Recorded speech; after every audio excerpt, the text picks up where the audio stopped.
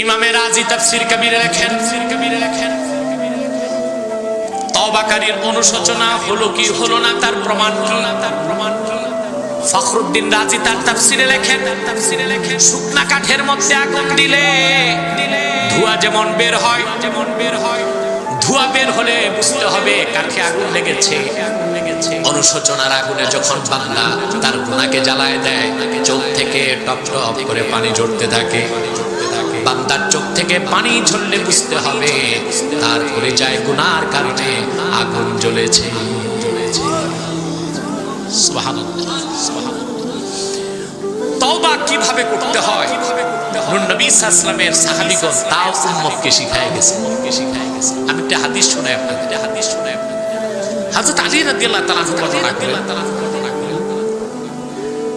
লাম্মা আখান নবী সাল্লাল্লাহু আলাইহি ওয়াসাল্লাম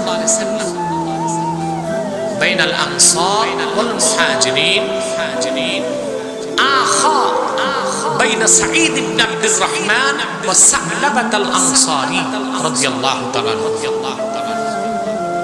রাসূলুল্লাহ সাল্লাল্লাহু আলাইহি ওয়াসাল্লাম যখন হিজরতের পর মদিনা মুনাওয়ারাতে আনসার আর মুহাজিরদের মধ্যে ভ্রাতৃত্বের বন্ধন করে দিলেন, মুহাজির সাহাবী সাঈদ ইবনে আব্দুর রহমানের সাথে আনসার সাহাবী সা'লাবা ভ্রাতৃত্ব বন্ধন ভাগ করে দিলেন। সুবহানাল্লাহ বলবেন না? রাসূলুল্লাহ সাল্লাল্লাহু আলাইহি ওয়াসাল্লাম যখন তাবুক যুদ্ধে গেলেন, তাবুক অনেক দূরে, মদিনা মুনাওয়ারা থেকে 750 কিলোমিটার দূরে। এটা ইরাকের বর্ডার, তাবুক। রাসূলুল্লাহ সাল্লাল্লাহু আলাইহি ওয়াসাল্লাম সেখানে গেলেন 30,000 সাহাবী নিয়ে। যুদ্ধ লাগে নাই, ভয়তে রোম সম্রাট পালাইছে 3.5 লক্ষ সৈন্য নিয়ে। কিন্তু যুদ্ধে যেতে হয়েছে। সাঈদ ইবনে আব্দুর রহমান যুদ্ধে গেলেন, বাড়িতে রেখে গেলেন তার দ্বিমী ভাই। কি ভাই? সালাবা আনসারী। তিনি বাড়িতে ছিলেন, জঙ্গল থেকে কাঠ কেটে এনে দিতেন, বাড়ির লোকজন রান্না করত, কূপ থেকে পানি এনে দিতেন। একা একই ঘটত, শয়তান একদিন প্ররোচনা দিল সাঈদ ইবনে আব্দুর রহমান পর্দার ভিতরে তাকাও। তিনি তাকালেন। হাদিসে এসেছে হযরত সাঈদ ইবনে আব্দুর রহমানের স্ত্রী ছিলেন ওয়াকানাত ইমরাআতান জামিলা, প্রচন্ড সুন্দরী মেয়ে ছিলেন, মহিলা। তিনি তাকালেন, শয়তানের ওয়াসওয়াসায় দুর্বল হয়ে গেলেন। সালাবা আনসারী যে শুধু শয়তানের ওয়াসওয়াসায় সাঈদ ইবনে আব্দুর রহমানের স্ত্রীর হাত ধরলেন, আর কিচ্ছু নয়। কি ধরলেন? বাস এতটুকু ধরার সাথে সাথে সাঈদ ইবনে আব্দুর রহমানের স্ত্রী ধরলেন, সালাবা ইত্তাকিল্লাহ, তুমি আল্লাহকে ভয় করো। ওয়ামা হাফিজতা হুরমাতা আখিকাল গাজী ফি সাবিলিল্লাহ। সালাবা তুমি আল্লাহকে ভয় করো। আমাদের চরিত্র সৌন্দর্য তোমার কাছে আমানত। তোমার ভাই সাঈদ বিন আব্দুর রহমান রাসূলুল্লাহর সাথে যুদ্ধে গিয়েছেন। তুমি তো তার স্ত্রীর হুরমত, তার আমানত রক্ষা করতে পারছো না। এতটুক কথা হযরত সালাবার অন্তরে আল্লাহ ভীতিরে মন ঢেউ পয়দা করে দিল। হযরত সালাবা মস্তক নত করে ঘর থেকে বের হয়ে আসলেন। আল্লাহর কাছে তিনি তওবা করতে লাগলেন। ইলাহি আনতা ওয়া আনা আনতাল আওয়াদু বিল মাগফিরা ওয়া আনাল আওয়াদু বিদ্দুনুব। আল্লাহ তুমি আমি আমার মালিক, আমি তোমার গোলাম। তুমি সেই মহান সত্তা যিনি কিনা বারবার বান্দার তওবা কবুল করে, আর আমি তোমার সেই পাপী গোলাম যে কিনা বারবার গুনাহ করে। একটি ছোট্ট অপরাধকে সাহাবায়ে কেরাম কত বেশি ভয় পেতেন চিন্তা করছেন। শুধু হাত ধরেছেন, এর বেশি সীমাতিক্রম হয় নাই। কথা বুঝতেছেন? অনুশোচনার আগুনে সাহাবা আনসারী রাদিয়াল্লাহু তাআলা জ্বলতে লাগলেন। দিন রাত রোনা জারি করতে লাগলেন। সুবহানাল্লাহ। এমন সময় নূর নবী আমার মহা বিজয় নিয়ে তাবুক থেকে মদিনা মুনাওয়ারায় ফিরে আসলেন। সাইদ ইবনে আব্দুর রহমান বাড়িতে এসে খুঁজতে লাগলেন সালামা আনসারীকে। স্ত্রীকে জিজ্ঞেস করলেন, আমার সেই দিনী ভাই কোথায়, আনসার ভাই কোথায়? তোমরা কোনো দুর্ব্যবহার করেছো নাকি? সে বিরক্ত হয়ে চলে গেছে নাকি? স্ত্রী বললেন না, ইন্নাহু কাদ আলকা বিনাফসিহি ফি বুহুরিল খাতায়া। তোমার আনসার ভাই একটি অপরাধ করেছে, গুনার সমুদ্রে নিজেকে ডুবাই দিয়েছে। অনুশোচনার আগুনে দগ্ধ হতে হতে সেই বাড়ি ছেড়ে চলে গিয়েছে। আমার ভাইয়েরা, হযরত সালামা আনসারী রাদিয়াল্লাহু তাআলা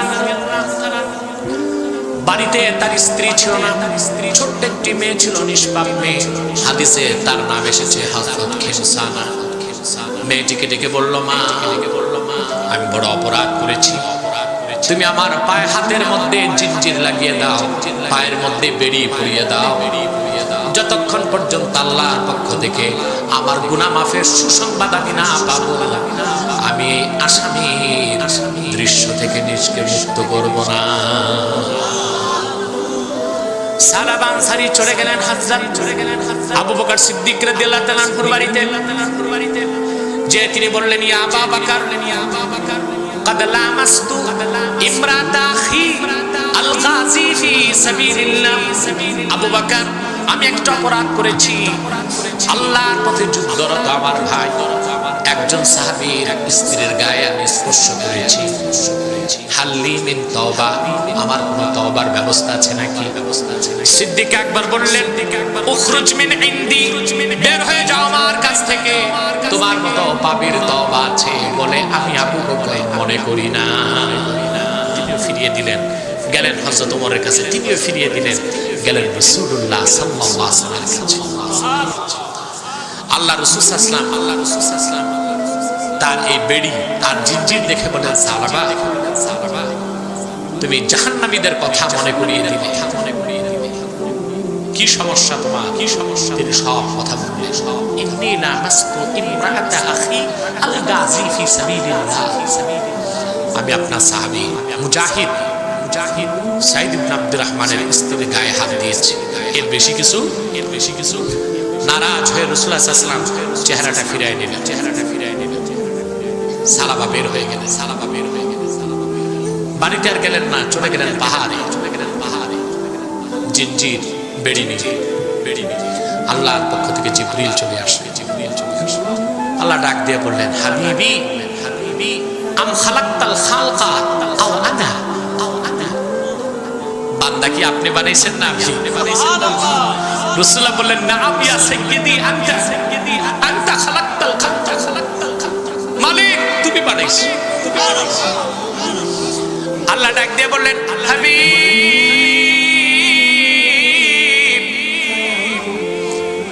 আপনি ঘোষণা করে দিন, বাশশির আবদি কাদ গাফারতু লাহ। আমার বান্দা সালামাকে ডেকে শোনায় দেন আমার সুসংবাদ, আমি আল্লাহ তার সব গুনাহ মাফ করে তারে নিষ্পাপ ঘোষণা করে দিলাম। আল্লাহ রাসূল সাহাবায়ে কেরামকে ডাক দিয়ে বললেন, মাইয়াতিনি বিসালাবা, তোমাদের মধ্যে এমন কে আছে সালাবাকে আমার কাছে নিয়ে আসবে। ফাকামা আবু বকর ওয়া উমর, দুইজন দাঁড়ায় গেলেন, আবু বকর উমর।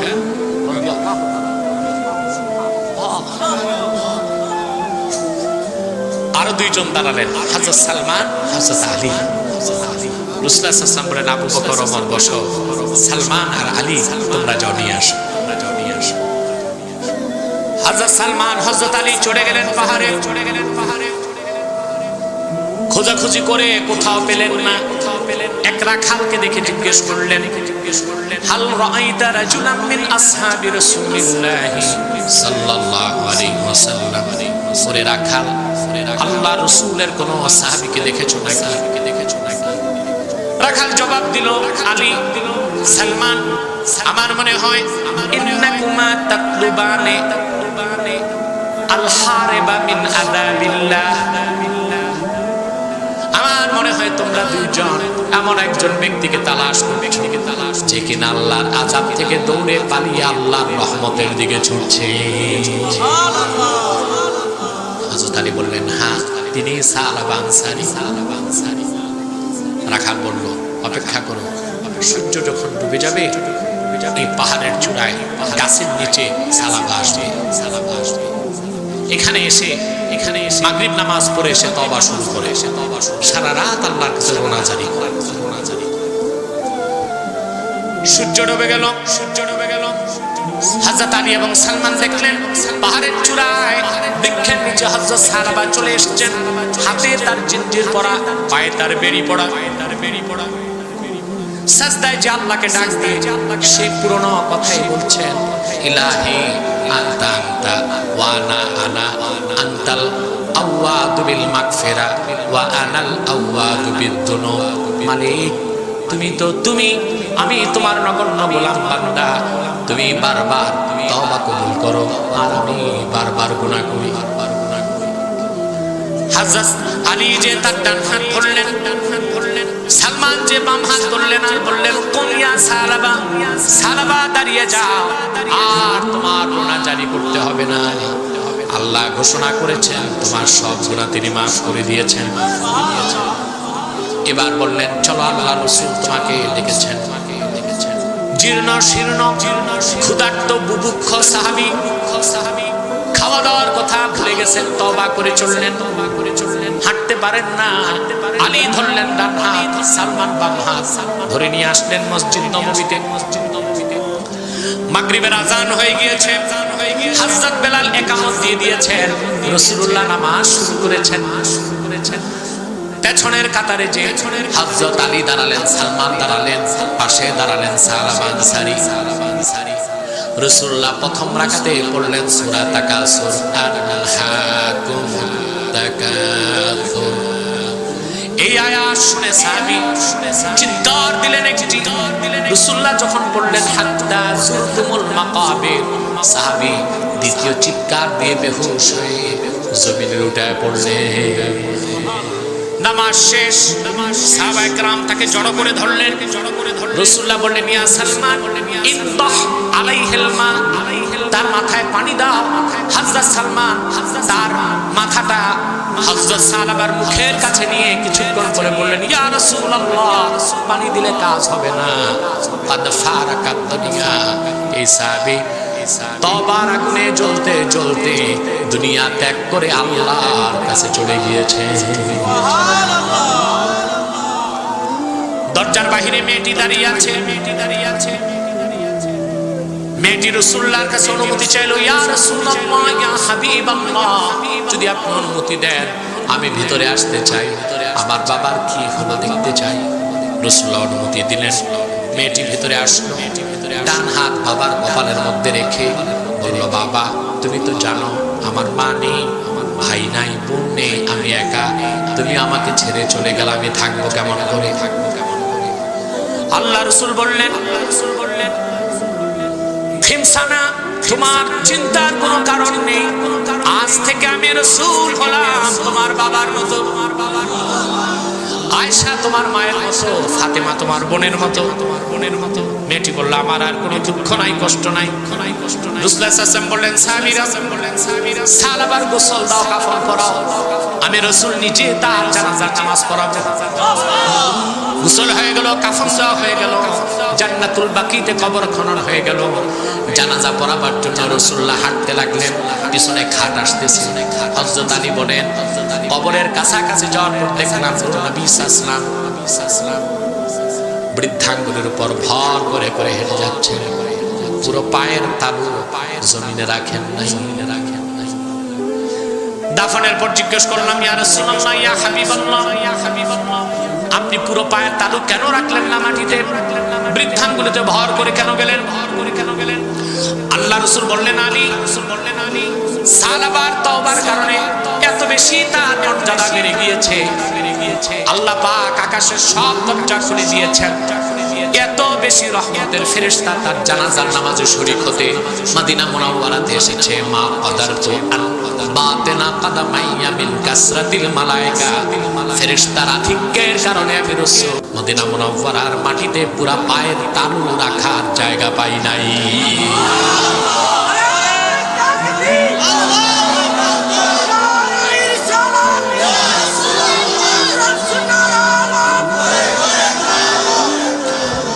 এ হলো অনুশোচনা।